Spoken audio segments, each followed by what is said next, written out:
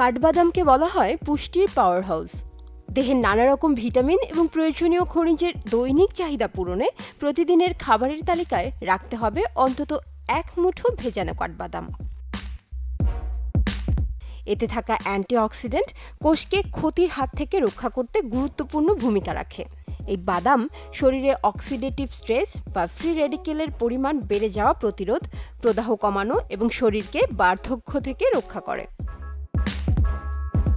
Vitamin ইর এক দারুণ উৎস এটি, যা হৃৎপিণ্ডের কার্যকারিতায় সহায়তা করে। অ্যালজাইমার রোগীদের জন্য বেশ উপকারী।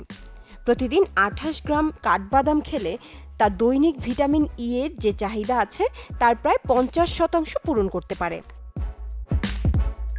কাঠবাদামে রয়েছে ম্যাগনেসিয়ামও, যে উপাদানটি শরীরে 200টিরও বেশি কাজ করে।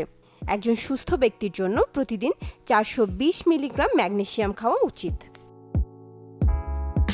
28 গ্রাম কাঠবাদামে 3.5 গ্রাম ফাইবার থাকে।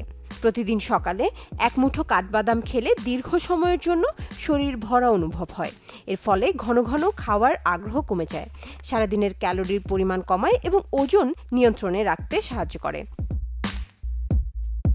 কাঠবাদাম রক্তচাপ নিয়ন্ত্রণে সহায়তা করে। এই বাদামে উপস্থিত অ্যান্টিঅক্সিডেন্ট হৃৎপিণ্ডের স্বাস্থ্যের উন্নতি করে এবং রক্তচাপ কমায়। এই বাদাম রক্তে শর্করার পরিমাণও নিয়ন্ত্রণে রাখে। Desk report, channel 24। সবার জন্য চিরচেনা ডানো নিয়ে এলো